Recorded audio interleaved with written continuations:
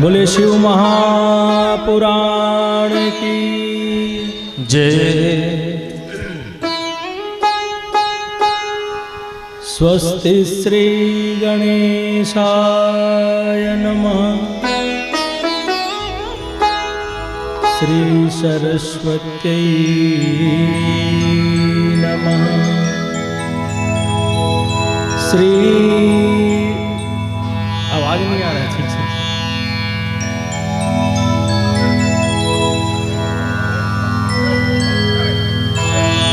श्री परमात्मने नमः।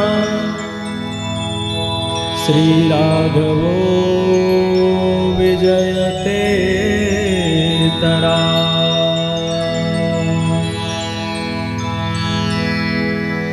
नमः परमहंसास्वादित चरण कमल चिन्मकरंदाय भक्तजन मानस निवासाय श्री रामचंद्राय।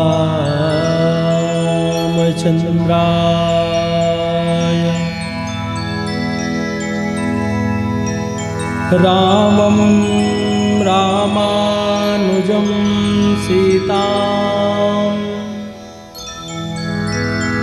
भरतं भरतानुजं सुग्रीवं वायुं सुनुं च प्रणमामि पुनः पुनः। श्री राम राम रघुनंदन राम राम। श्री राम राम भरताग्रज राम राम।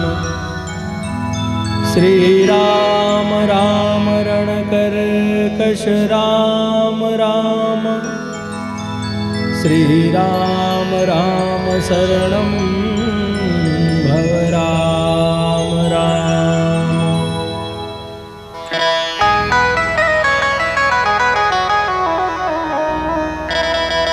गंगा तरंग रमणीय जटाकलापं गौरी निरंतर विभूषित वामभागं।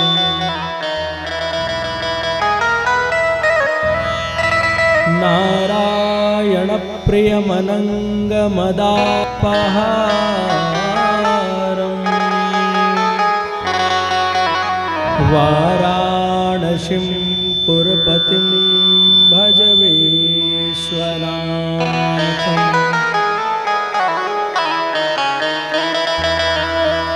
अंजनानंदनं वीरं जानकी शोकनाशनं कपीशमक्षहन्तारम्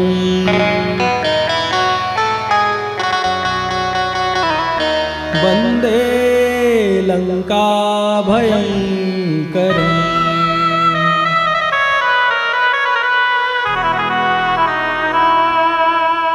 श्री सीतानाथ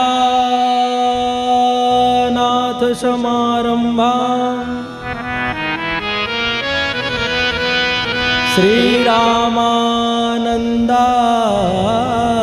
मध्यमाम् अस्मदाचार्य पर्यन्ताम् वंदे श्री गुरु परंपरा।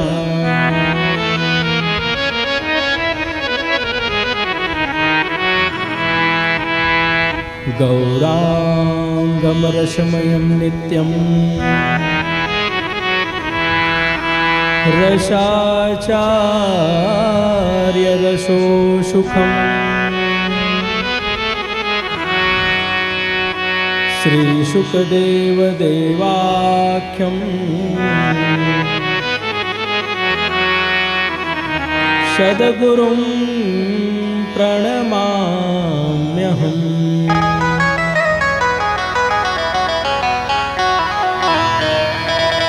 बोलिए श्री शिव महापुराण की जय हो।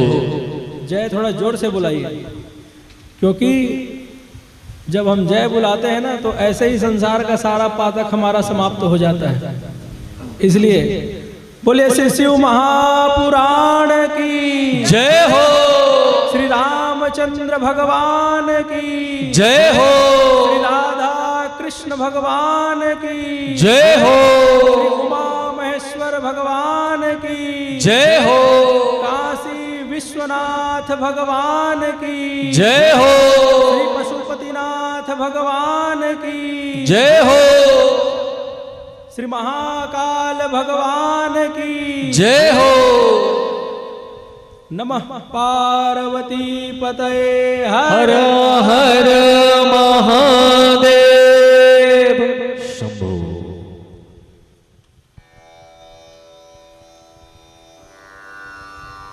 परम मंगलमय दिव्य शिव महापुराण की पावन कथा का निरंतर द्वितीय वर्ष है और भगवान की जो दिव्य कथा है उस कथा का श्रवण हम आने वाले 7 दिवस तक करेंगे। और भगवान की इस कथा में आयोजन में आप सभी नगरवासियों का जो सहयोग है और श्री रामकृष्ण मंदिर के जो महंत जी हैं श्री सुरेंद्र दास जी महाराज, जिनकी भाव और निष्ठा को देखते हुए स्वयं भोले बाबा ने ही आप सभी के जो उस भाव को आपने संजो करके रखा है विगत 1 वर्षों से, उसी भाव के अनुरूप ही इस श्रीमद् श्री शिव महापुराण कथा का दिव्य आयोजन हो रहा है। और हम सब बड़े ही सौभाग्यशाली हैं कि भगवान की ऐसी कथा हम सबको सहज ही सुलभ प्राप्त हो रही है।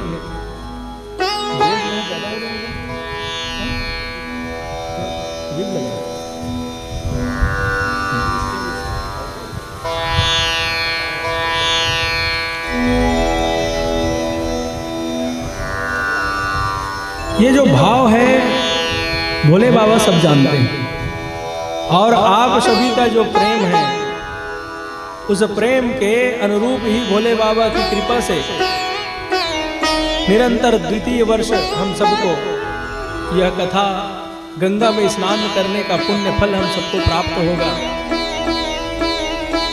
आइए भगवान नाम संकीर्तन करें, फिर भगवान की दिव्य कथा में हम सब प्रवेश करेंगे। क्योंकि भगवान की जो कथा है वो कथा हमको ऐसे ही नहीं मिलती। कितने दिनों से इस कथा का संयोजन के लिए, आयोजन के लिए हम सब लगे हुए थे, और आप सभी के उस भाव को भगवान भोले बाबा समझते हुए दिव्य इस कथा का आयोजन हुआ है। हम बड़े ही सौभाग्यशाली हैं। आइए प्रेम से इस दिव्य भजन में प्रवेश करें, फिर भगवान की कथा में आज जो महात्मा की कथा है उस कथा को हम सब श्रवण करेंगे। बड़े भाव से तालियों की सेवा करते हुए आप सभी गाएंगे। प्रेम से बोलिए श्री शिव महापुराण की जय। उमा महेश्वर भगवान की जय। जटाधरा शिव जटाधरा हर हर भोले नमः शिवाय। ओम नमः शिवाय। ओम नमः शिवाय। हर हर भोले नमः शिवाय ओम नमः शिवाय ओम नमः शिवाय हर हर भोले नमः शिवाय ओम नमः शिवाय ओम नमः शिवाय हर हर भोले नमः शिवाय ओम नमः शिवाय ओम नमः शिवाय हर हर भोले नमः शिवाय।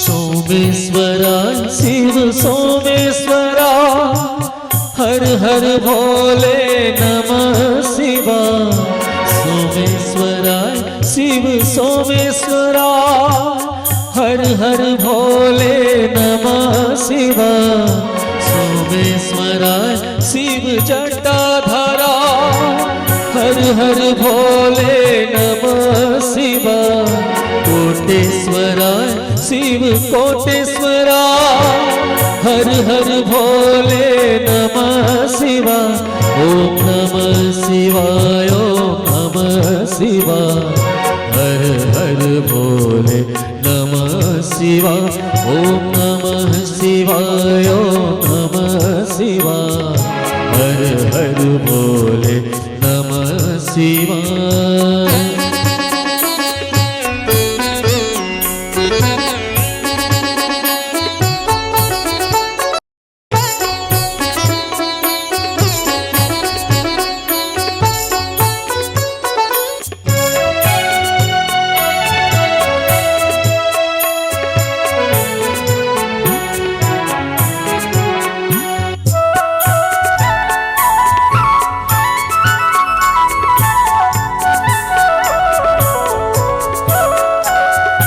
रामेश्वरा शिव रामेश्वरा हर हर भोले नमः शिवाय रामेश्वरा शिव रामेश्वरा हर हर भोले नमः शिवाय विश्वेश्वरा शिव विश्वेश्वरा हर हर भोले नमः शिवाय ओम नमः शिवाय ओम नमः शिवाय हर हर भोले नमः शिवाय ओम नमः शिवाय ओम नमः शिवाय हर हर भोले नमः शिवाय ओम नमः शिवाय ओम नमः शिवाय हर हर भोले नमः शिवाय।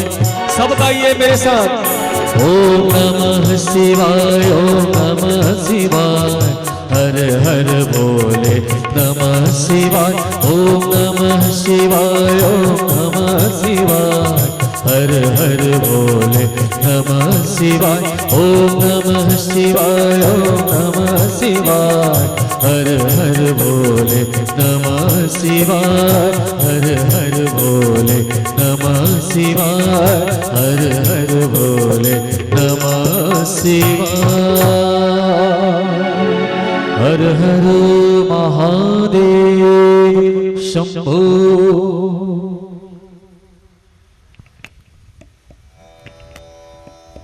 परम मंगल दिव्य शिव महापुराण में उपस्थित हमारे मुख्य जजमान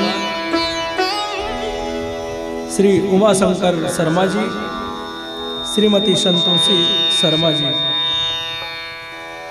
आप स्वयं ही भागवताचार्य हैं और ऐसे दिव्य अलौकिक जो श्रावण मास है, उस श्रावण मास में आपने कितना व्यस्तता होने के बाद भी भगवान के ऐसे आयोजन में, क्योंकि ये परम सौभाग्य का ही विषय होता है और भोले बाबा ही स्वयं चयन करते हैं। इसलिए इतने बड़े आयोजन में मुख्य यजमान के रूप में विराजमान होने का अगर हमें अवसर प्राप्त हुआ है तो हम बड़े ही सौभाग्यशाली हैं। और सौभाग्यशाली तो सभी हैं, क्योंकि शिव महापुराण की जो कथा है वो कथा अगर हमारे श्रवण रंध्र के माध्यम से अगर हमारे हृदय में उतर जाता है तो भोले बाबा की कृपा से हमारा जीवन धन्य धन्य हो जाता है।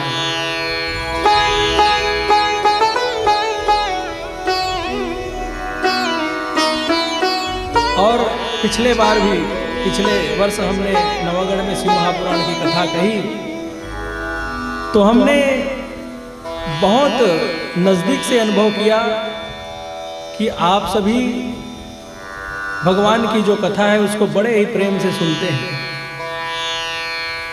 और यहाँ उपस्थित हैं हमारे जयसवाल जी, बहुत ही आप हमारे संगीत के जो साधक हैं उनका आप निरंतर सेवा में लगे रहते हैं। और पाठक जी हैं और आप महाराज जी बड़े भाव और भक्ति से परिपूर्ण होकर के आप सब भगवान की कथा को सुनते हैं और आयोजन में कोई प्रकार की कमी ना हो उसका भी ध्यान आप सब रखते हैं। ऐसे ही भगवान के प्रति प्रीति आप लोगों की बढ़े, ऐसी शुभकामनाओं के साथ आइए भगवान की दिव्य कथा में हम सब प्रवेश करते हैं। आज हम शिव महापुराण की जो प्रथम दिवस है उसमें श्री शिव महापुराण में जो महात्मा है उसकी कथा को हम सब श्रवण करेंगे। क्योंकि कोई भी पुराण को जब हम प्रारंभ करते हैं तो सबसे पहले हमें उसके महत्व को समझना चाहिए, महत्व को सुनना चाहिए, क्योंकि यही विधि भी है। आप किसी भी ग्रंथ को उठा करके देख लीजिए, कोई भी पुराण शास्त्र को आप साप्ताहिक विधि हो या नवान विधि हो जब आप सुनेंगे तो प्रारंभ में ही आपको महात्मा की कथा सुनने को मिलेगी। क्योंकि महात्मा की कथा को जब हम सुनते हैं तो हमारा मन जो है, देखिए किसी भी व्यक्ति हो या महापुरुष हो या स्वयं भगवान भी क्यों ना हो, जब तक हम उसके चरित्र को, लीला को, गुण को, उनके धाम को नहीं जानेंगे तब तक हमारा जो प्रेम है वो पुष्ट नहीं होता है। इसलिए महात्मा बहुत आवश्यक है। जिस प्रकार मां रुक्मणी भगवान को कभी देखी नहीं थी, लेकिन भगवान से प्रेम हो गया और इतना प्रेम हो गया कि भगवान को स्वामी के रूप में, पति के रूप में पाने के लिए उन्होंने पत्र भी लिख दिया भगवान को। द्वारकाधीश भगवान को न वो कभी देखी थी न उनसे कभी मिली थी, फिर भी उनसे प्रेम हो गया। और देखिए भगवान को हम स्वामी के रूप में ही हम प्राप्त करें ऐसा नहीं है। भगवान को चाहे तो हम किसी भी रूप में हम भगवान को चाहेंगे और भगवान हमको उसी रूप में मिल जाएंगे। जब हम भगवान को पिता के रूप में स्वीकार करेंगे तो हमारे पिता बन करके आ जाएंगे। वही भगवान को अगर हम पुत्र के रूप में चाहेंगे तो पुत्र बन के आ जाएंगे। वही भगवान को अगर हम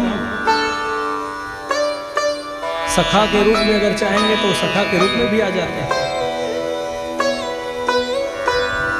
इसलिए बड़ी महत्ता होती है कि हम महात्मा को ध्यान से सुने और महात्मा की कथा को हमें सुनना ही चाहिए।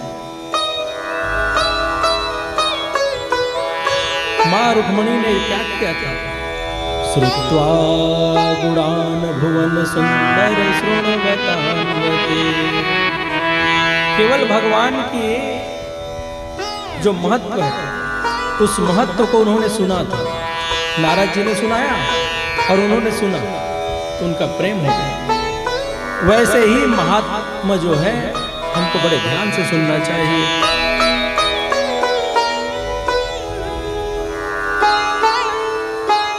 आप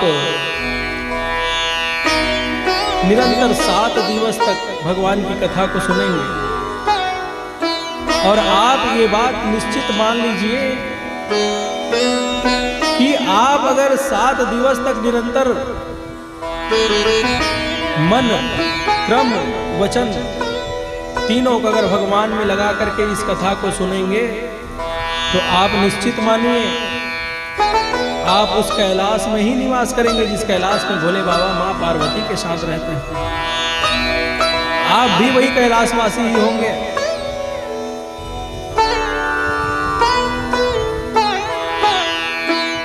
और आप जो भी मन में मनोकामना लेकर के बैठेंगे, शिव महापुराण की ऐसी विशेषता है कि जीवन का हर जो जंजाल है उस जंजाल से आप छूट जाएंगे। जो भी मनोकामना आपके मन में होगी शिव महापुराण की कृपा से वो पूरी होगी। क्योंकि शिव महापुराण जिस स्थान पर स्थापित हो जाता है, जिस पंडाल पर, जिस धाम पर और निरंतर ये कथा जैसे प्रभावित होती है, वह स्थान पर भोले बाबा साक्षात जो 12 लिंगों में विराजमान है अलग अलग धाम में, वो भोले बाबा वहां विराजमान हो जाते हैं। ये महत्ता है। तो आप निश्चित मानिए कि जो 12 ज्योतिर्लिंग है वो आज से इस कथा पंडाल में श्री रामकृष्ण मंदिर के पवित्र प्रांगण में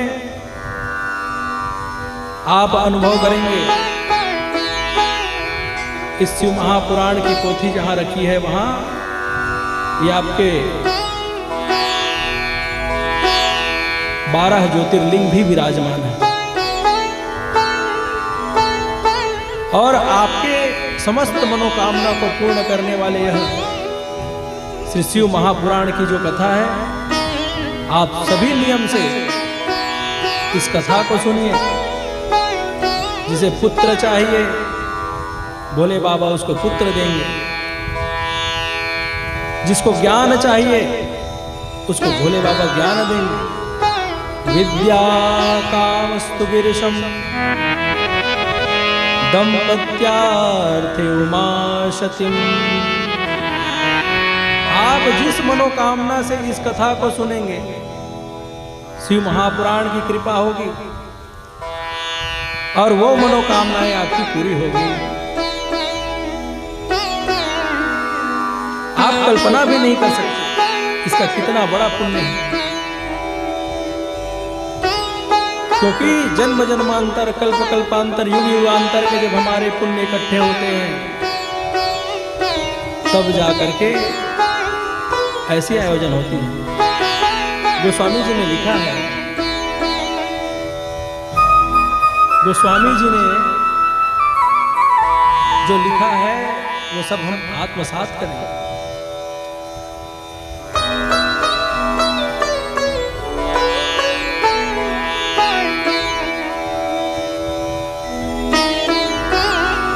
अति हरि कृपा जाई पर हो,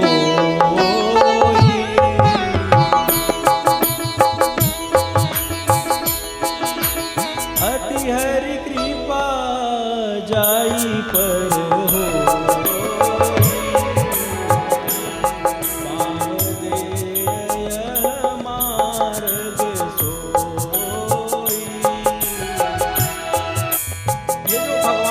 कथा है। इस कथा पंडाल में वही व्यक्ति आता है जिसके ऊपर भगवान की कृपा होती है।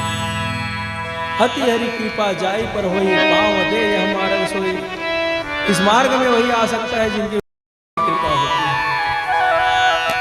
और ऐसे ही भगवान की दिव्य कथा है। तो हम भगवान की इस परम पुनीत कथा में प्रवेश करते हैं।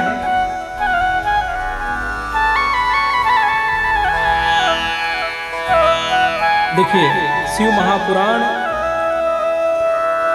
की जो कथा है, पुराण शास्त्र के वेत्ता व्यास जी महाराज के परम प्रिय शिष्य सूत जी महाराज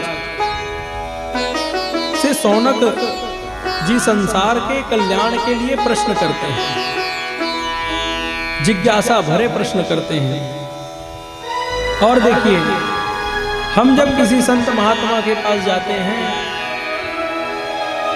तो अपने निजी स्वार्थ की बातें पूछते हैं, लेकिन जो परम पुरुष हैं, जो श्रेष्ठ व्यक्ति हैं, वो क्या प्रश्न करते हैं। शौनक जी ने सूत जी महाराज से क्या कहा, हे सूत महाप्राज्ञ सर्व सिद्धांत वित प्रभो,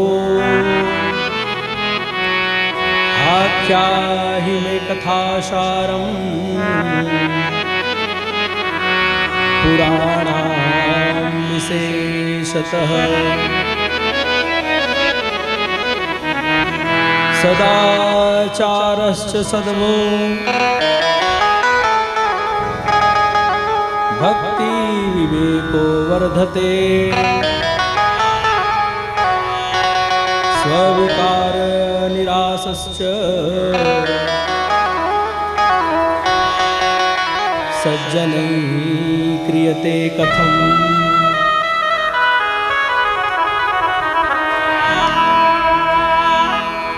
देखिए, जो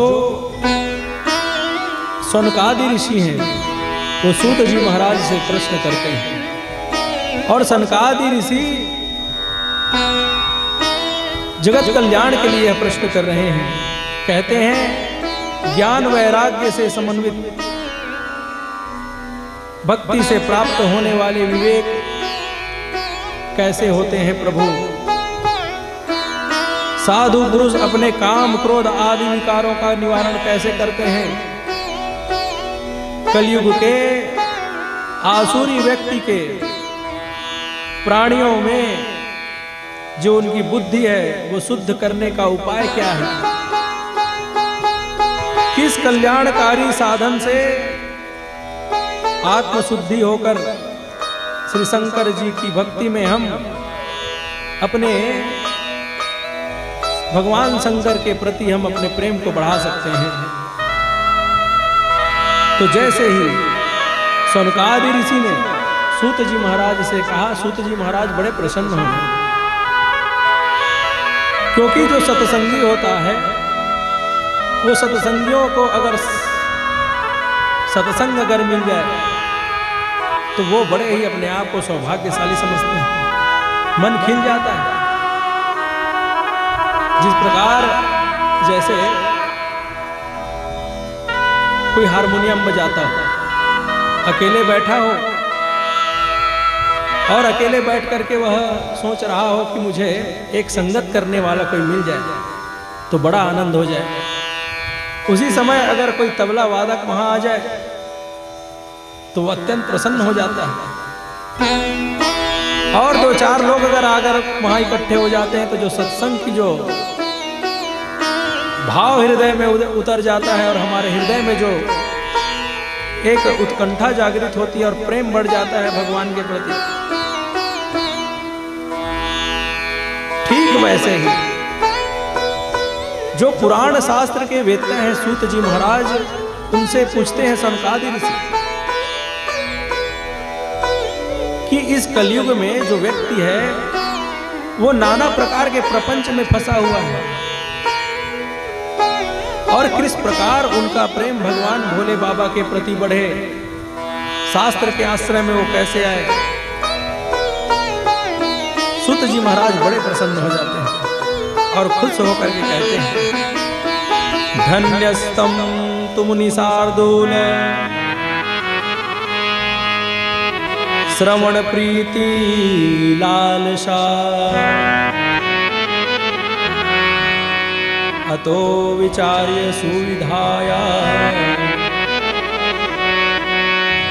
वश्च शास्त्रम महोत्तमम्। हे ऋषियों, आप लोग धन्य हैं, क्योंकि भगवान के प्रति, भगवान की कथा को सुनने के लिए अगर किसी के मन में अगर जागरण लालसा हो रही है तो व्यक्ति धन्य है, धन्यवाद के पात्र हैं। इसलिए आप सभी धन्यवाद के पात्र हैं। इस प्रकार निरंतर भगवान की उस दिव्य कथा रस में सूत जी महाराज डूब गए और उस भगवान को याद करने लगे।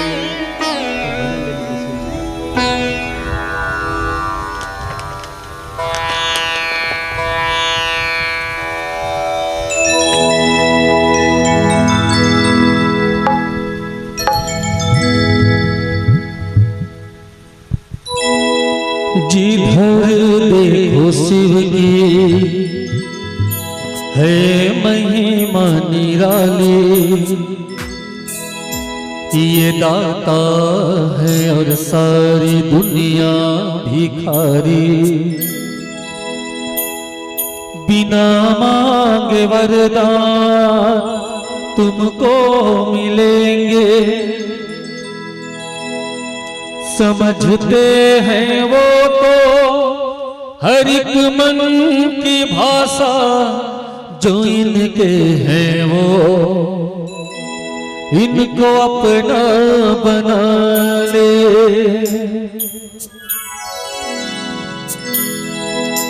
महादेव शंकर है सबसे निराले, बड़े सीधे साधे बड़े भोले भाले।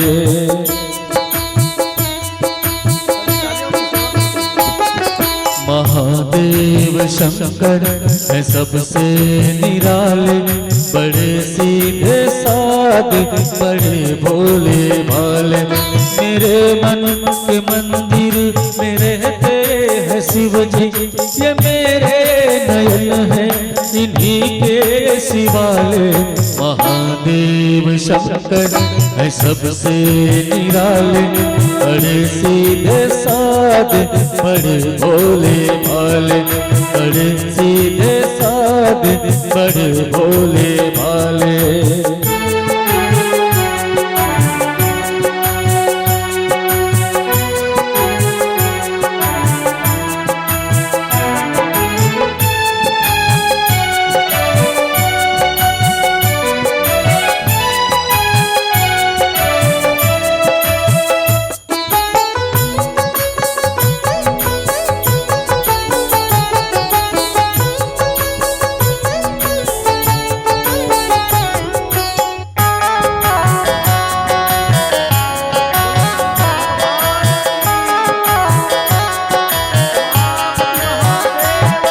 बना लो इन्हें अपनी जीवन की आशा, सदा दूर तुमसे रहेगी निराशा।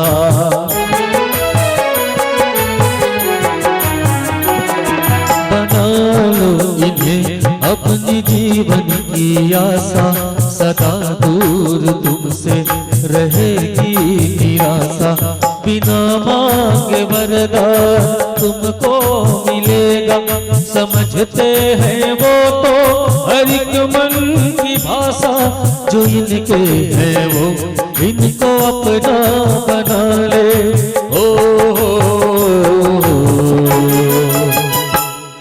महादेव शंकर है सबसे निराले, बड़े सीधे साधे बड़े भोले भाले।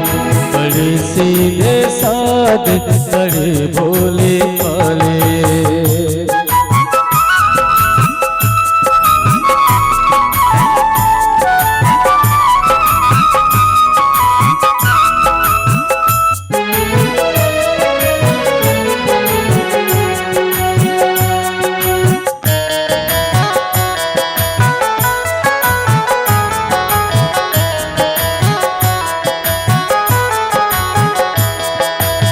जिधर देखो शिव की है महिमा निराली, ये दाता है और सारी दुनिया भिखारी।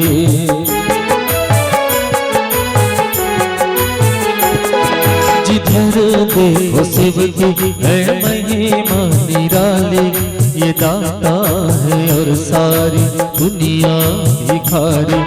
जो इस दर पे अपना विश्वास कर ले, तो पल भर में भर जाती है झोली खाली। इन्हीं के अंधेरे इन्हीं के उजाले,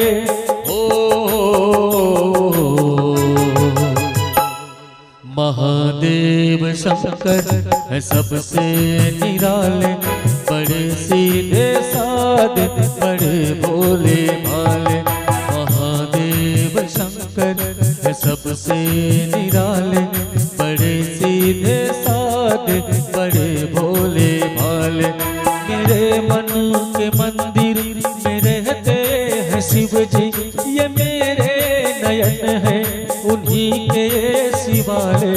महादेव शंकर है सबसे निराले, बड़े सीधे साधे बड़े भोले भाले। बड़े सीधे साधे बड़े भोले भाले, बड़े सीधे साधे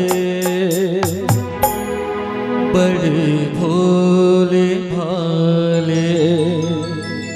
बोलो मां महेश्वरनाथ की जय।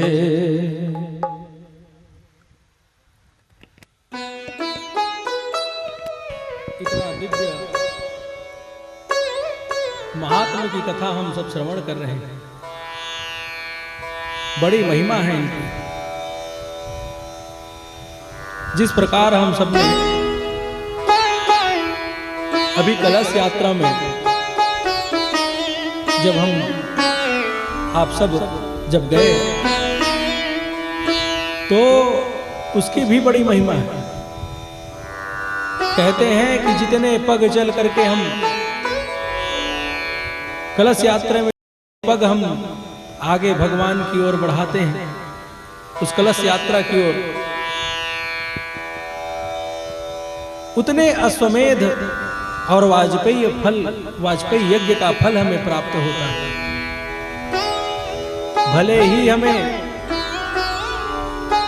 कष्ट होता है, लेकिन उसका फल भी बहुत है। जितने पद हम बढ़ाते हैं, क्योंकि हम देख रहे थे कि मार्ग में कितने कंकड़ पत्थर पड़े हुए थे, लेकिन फिर भी भाव निष्ठा इतनी शिव पुराण के प्रति लोगों की कि उस कंकड़ पत्थर का भी प्रवाह न करते हुए खुले पैर चलते रहे। बड़ी महिमा है इनकी।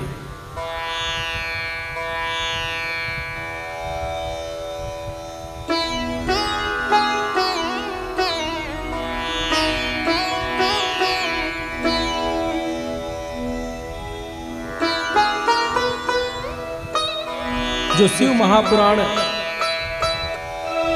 जो संहिता है, वो कलयुग के प्राणियों के लिए इस कलिकाल से कैसे पार उतरना है। जो कितना भी बड़ा पापी हो, नंबर 1 का पापी हो, बहुत बड़ा पापी हो, पाप के अलावा जीवन में कुछ न किया हो, उस पापी का कल्याण कैसे हो, तो उसके लिए एकमात्र शिव महापुराण की कथा ही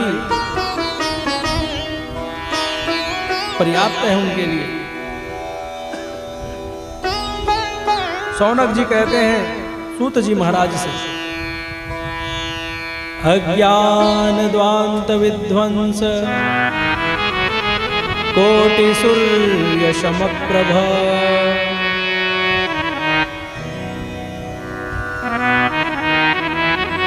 हे सूत जी महाराज, आपके पास करोड़ों सूर्य के समान तेज है और आपके ऊपर गुरु कृपा है, और जिस व्यक्ति के ऊपर गुरु कृपा हो जाता है वो व्यक्ति सहज ही सूर्य के समान हो जाता है। करोड़ों सूर्य का तेज सूत जी महाराज में है, और उस सूत जी महाराज से प्रश्न कर रहे हैं सनकादि ऋषि, कह रहे हैं कि आप तत्वदर्शी हैं, आप पुराण शास्त्र को जानने वाले हैं, इस कलयुग का प्राणी का उद्धार कैसे हो।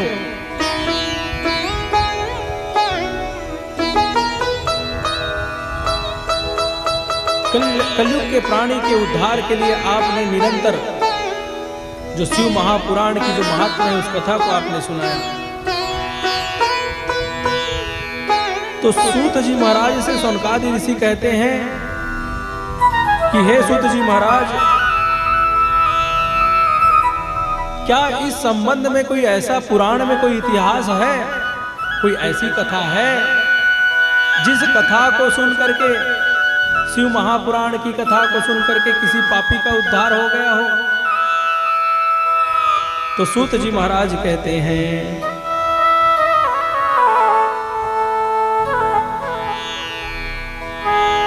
कि हे सनकादि ऋषि, मैं एक ऐसा इतिहास तुम सबको सुनाने जा रहा हूं। एक किरात नाम का नगर था और एक देवराज नाम का ब्राह्मण रहता था उस किरात नगर में। और वह ब्राह्मण कैसा था? वह संध्या से हीन था और लोगों के ऊपर विश्वास न करने वाला था। ब्राह्मण, क्षत्रिय, वैश्य, शूद्र सभी को मार करके उसके धन को हड़पने वाला था, दुराचारी था। नाम था उसका देवराज। देखिए, इसी को कहते हैं ऊंच निवास नीच करतूती। कहने का अर्थ है जब हमारा कुल श्रेष्ठ है, जब समाज में हमें एक विशेष स्थान प्राप्त है, जब हमें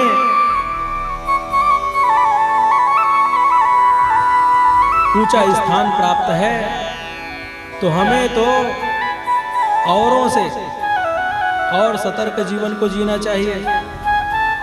क्योंकि लोग हमें जब देखते हैं तब उनको यह प्रेरणा मिलती है कि कैसे जीवन जीना चाहिए।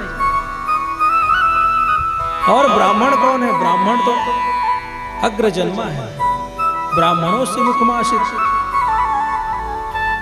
और ये देवराज नाम का ब्राह्मण संध्या से हीन है, संध्या नहीं करता।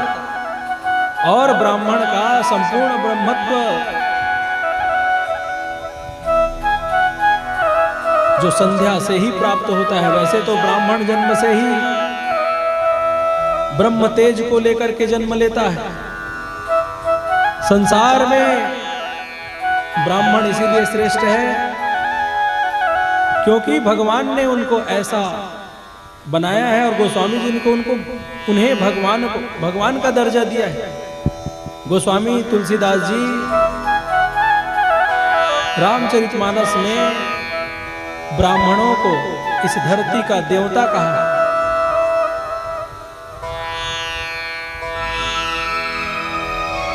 और ब्रह्म तेज को लेकर के वह जन्म लेता है।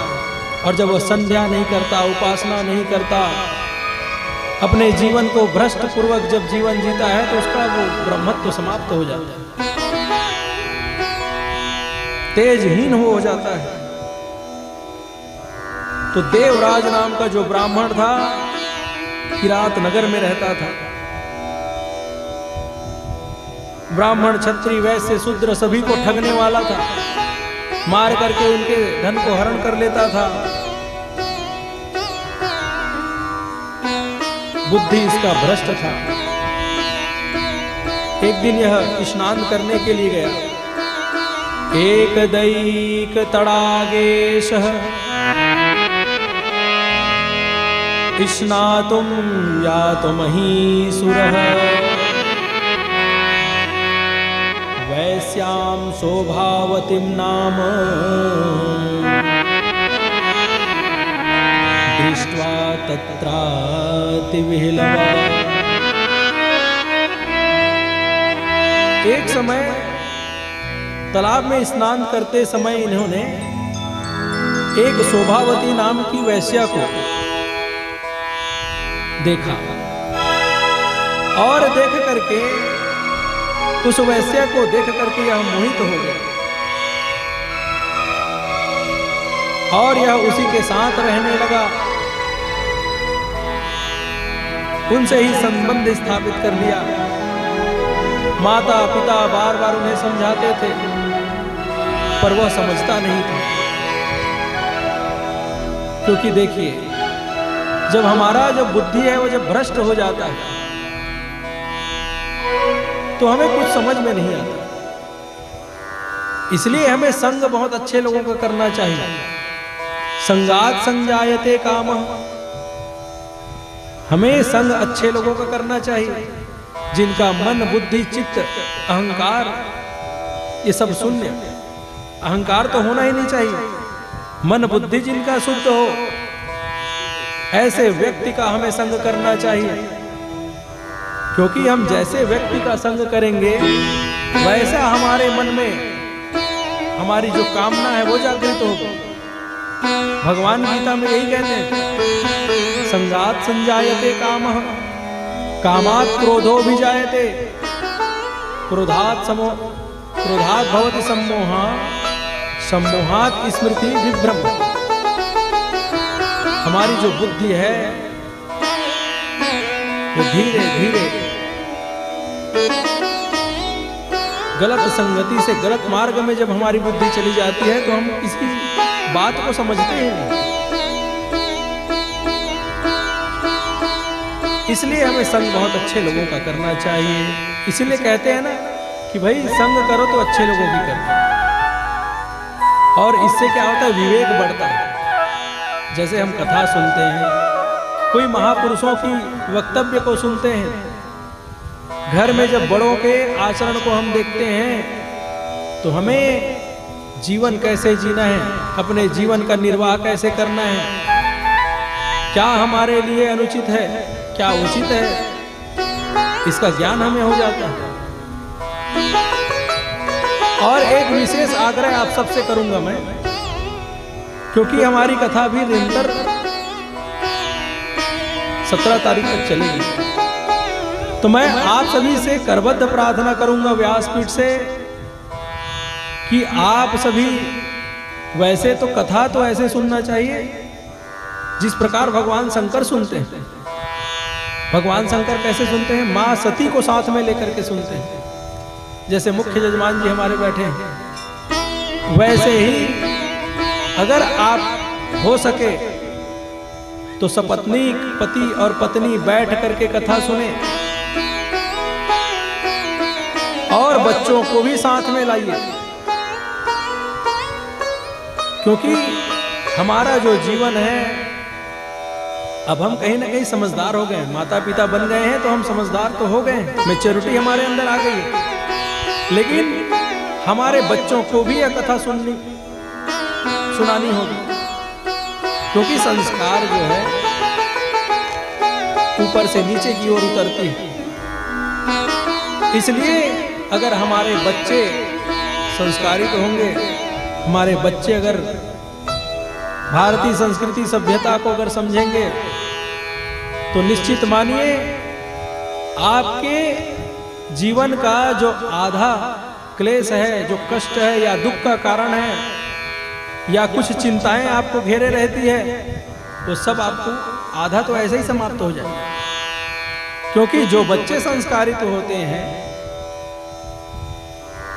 वो माँ बाप ऐसे ही स्वर्ग में रहते हैं, भले ही वो टूटी फूटी झोपड़ी में रहे, लेकिन जिसके बालक और बालिका अगर उनके अनुरूप है तो वो सुखी होते हैं। वो झोपड़ी ही उनके लिए स्वर्ग है। और जो करोड़ों के महल में रहे, बालक बालिका अनुरूप नहीं है, बालक बालिका अगर कष्ट दे और बालक बालिका वो करे जो उनके संस्कार में नहीं, उनके कुल में नहीं, वो मर्यादा में नहीं, तो क्या वो माता पिता सुखी रह सकते हैं? वहां भी उनको नींद नहीं आएगी, वो भी उनका नरक ही है। भला ही स्वर्ग के वैभव के समान वह महल बना के बैठा है, लेकिन वो वहां भी नरक में ही है। इसलिए जो नहीं आए हैं उनको भी आप ये बात उनके तक पहुंचा दें कि बच्चों को अवश्य ही कथा में लेकर के आए।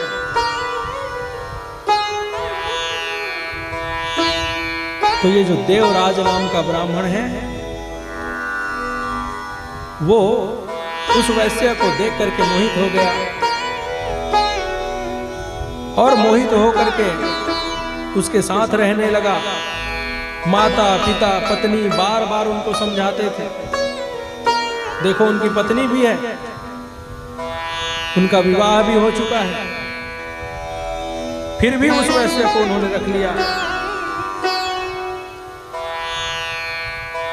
एक दिन माता पिता और पत्नी को मार करके वह सारा धन वैश्य को दे दिया,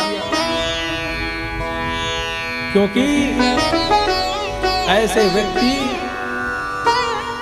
मदांध होते हैं, अंधा ही समझिए, उनको कुछ दिखाई नहीं पड़ता। जो पत्नी उनके साथ 7 फेरे लेकर के संपूर्ण जीवन को अपना समर्पित करके उस पति के साथ वो जिस घर में आई थी, रात्रि के समय उस वैश्य से मिलने के लिए जा रहा था। माता और पिता ने रोका कि अरे पुत्र, तुम्हें वहां जाना नहीं चाहिए, तुम्हारी पत्नी है। तो गुस्से में आकर के माता पिता का हत्या कर दिया, मार दिया। पत्नी ने रोका तो पत्नी को भी उन्होंने मार दिया और मार करके सारा धन ले गया और उस वैश्य को दे दिया।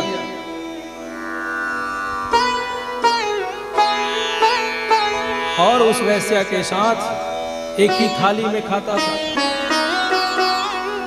उस वैश्य के साथ मदिरा पान करता था। उस वैश्य के साथ भ्रष्ट जीवन को जीता था।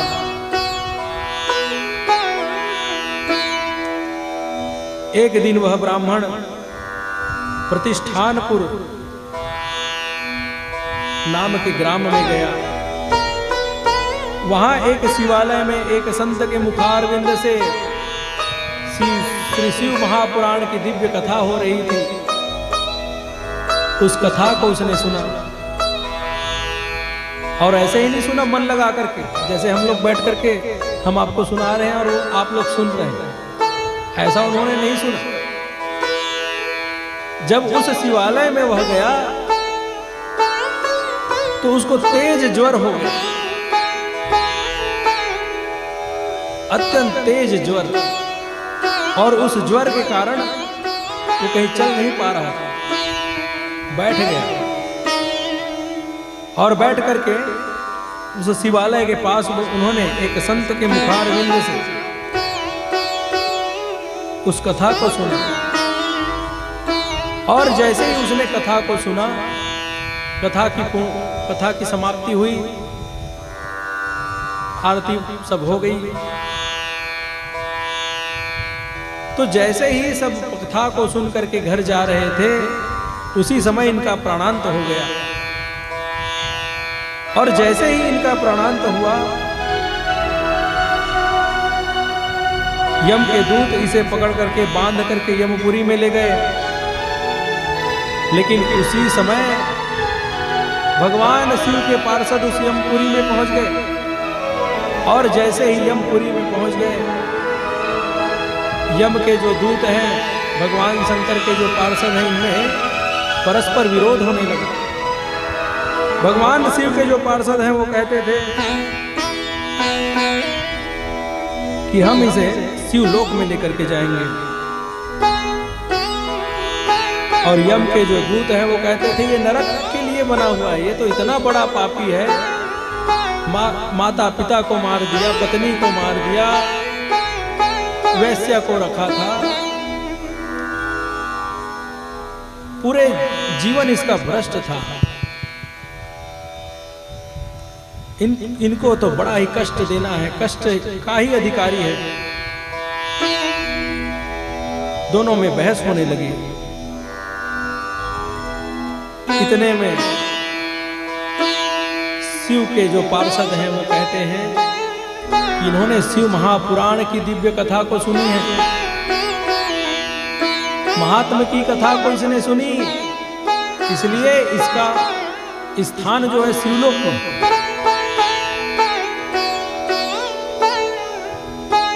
तो जो यम के जो दूत हैं वो कहते हैं कि देखो महाराज, ये जो पापी है, ये इतना जो पाप किया है, इस पाप को ऐसे ही समाप्त नहीं किया जा सकता। तो शिव जी के जो गण हैं वो कहते हैं देखो, जिस प्रकार बिजली के जो तार है, उस तार में जैसे करंट जब आता है, जैसे ही हम स्विच को ऑन करते हैं, करंट बिजली वहीं तुरंत जल जाती है। वैसे ही कोई व्यक्ति अगर शिव महापुराण की कथा को सुन लेता है, जैसे ही उनके कान कर्ण रंध्र में भगवान शिव के चरित्र की कथा प्रवेश करती है, वो व्यक्ति चाहे कितना भी बड़ा पापी हो, कितना बड़ा दुराचारी हो, श्रवण मात्र से शिव महापुराण की इतनी महत्ता है, महिमा है कि उसका तुरंत ही उद्धार हो जाता है। ऐसा कह करके जो शिव के पार्षद थे, उन्होंने उस ब्राह्मण को पकड़ करके, उनसे छीन करके शिव पार्वती के सामने छोड़ दिया। बोले शिव महापुराण की जय हो। और जैसे ही उसे छोड़ा गया, भगवान ने उसको दिव्य स्वागत किया, रुद्राक्ष की माला से उनको सुशोभित किया, और अनेक कर्म को करने वाले, दुष्कर्म को करने वाले उस देवराज का उद्धार हो गया। बोले शिव महापुराण की। देखिए, जब इतने बड़े पापी का जब उद्धार हो सकता है, तो बताइए, कहने का अर्थ है ये हमारे मन में निसंदेह यह बात हमें गांठ बांध लेनी चाहिए कि शिव महापुराण की कृपा से हम विगत 7 दिनों में जो भी कथाएं मनोकामना करके सुनेंगे,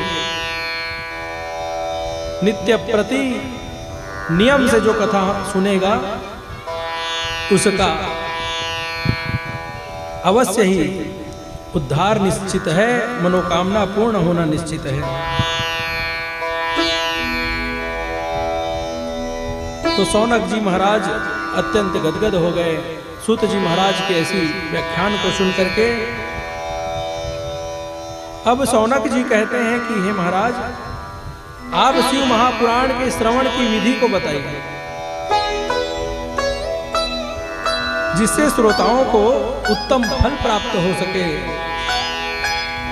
तो श्री सूत जी महाराज कहने लगे, हे सौनक जी, अब आप शिव महापुराण की कथा श्रवण की विधि को सुनिए।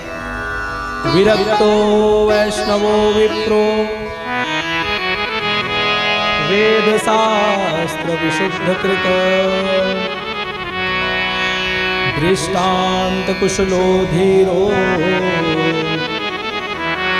वक्ता कार्यो निष्प्रह। सर्वप्रथम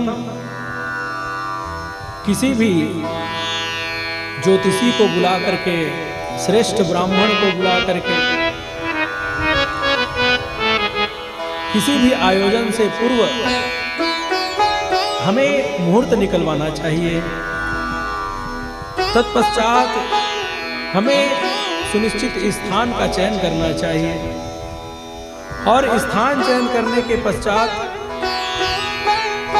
जो भी तिथि है उस तिथि का प्रचार प्रसार करना चाहिए, और जो भी व्यक्ति इस तिथि का प्रचार प्रसार करता है उस व्यक्ति का यश बढ़ता है। कीर्ति बढ़ती है, समाज में प्रतिष्ठा बढ़ती है। क्योंकि ये सत्संग है और सत्संग से जितने व्यक्ति, जैसे देखिए हम लोग अगर अकेले में बैठे हैं और एक बार अगर राम कह दें तो हमको एक बार का ही फल प्राप्त होगा, और अगर 1000 लोग बैठे हैं और साथ में अगर राम कहते हैं तो वही नाम जो है 1000 बार हो जाता है। ये फल है। तो कहने का अभिप्राय यही है कि हमें प्रचार प्रसार करना चाहिए, उससे हमारा यश बढ़ता है। और सत्संग में अगर हम अपनी सहभागिता निभाते हैं और किसी का कल्याण हो जाता है, उस कल्याण का माध्यम अगर हम बन जाते हैं तो निश्चित ही उस भोले बाबा के चरणों में हम पहुंचने का अधिकारी बन जाते हैं। कथा मंडप में सुंदर खंभों से सुसज्जित करना चाहिए, तोरण पताका आदि लगाना चाहिए और सुंदर व्यास का चयन करना चाहिए, जो व्यास विरक्त हो।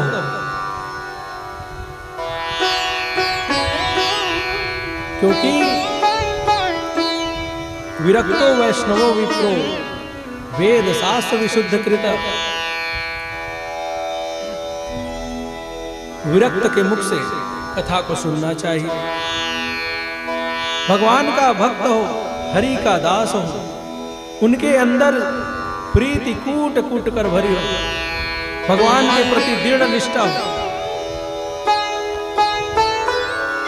विरक्तो वैष्णवो विप्रो वेद शास्त्र विशुद्ध कृता। श्रेष्ठ ब्राह्मण हो, वेद शास्त्र को जानने वाला हो, जिनका मन शुद्ध हो, परम पवित्र हो, जो कठिन से कठिन शास्त्र के मर्मज्ञ जो विषय है उसको दृष्टांत के माध्यम से श्रोताओं को सहज रूप से समझा सके। दृष्टांत कुशलो धीरो वक्ता कार्योति निष्पृह। वह श्रेष्ठ वक्ता हो, उसके वक्तव्य को जो श्रोता है वो सरलता से समझ सकता है।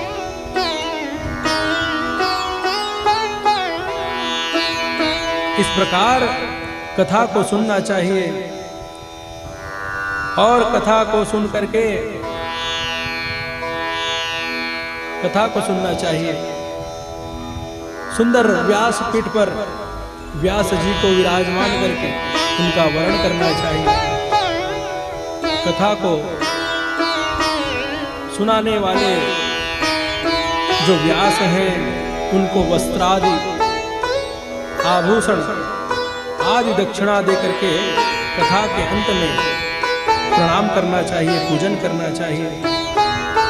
जिस प्रकार व्यास जी व्यास पीठ पर विराजमान होकर के कथा करने के लिए जब बैठते हैं उस समय भी उनकी व्यास पूजन करना चाहिए और कथा के अंत में भी उनका पूजन करना चाहिए, आशीर्वाद लेना चाहिए, चरण प्रक्षालन करना चाहिए।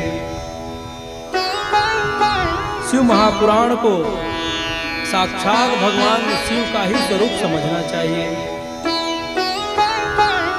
तेने वांगमयी मूर्ति, ये साक्षात भगवान का स्वरूप ही है, वांगमयी मूर्ति है भगवान शिव की। इस प्रकार अपने भाव को पुष्ट करके पुराण की स्तुति करना चाहिए, धूप दीप नैवेद्य अर्पण करना चाहिए, ब्रह्मचर्य का पालन करना चाहिए और अगर हो सके तो हमें उपवास करना चाहिए। और उपवास अगर हमसे नहीं हो सकता है तो हमें एक टाइम भोजन कर लेना चाहिए, क्योंकि जब हमारा मन, अगर हमको भूख लगेगी तो हमारा मन भी कथा में नहीं लगेगा। कई बार क्या होता है, जैसे आप सबने सुना है भीमसेनी एकादशी की जो कथा होती है, उसमें भीमसेन महाराज कहते हैं भगवान श्री कृष्ण से कि आप मुझसे कोई भी कार्य करवा लो केशव, लेकिन उपवास मत रखो, क्योंकि उपवास में नहीं रह सकते।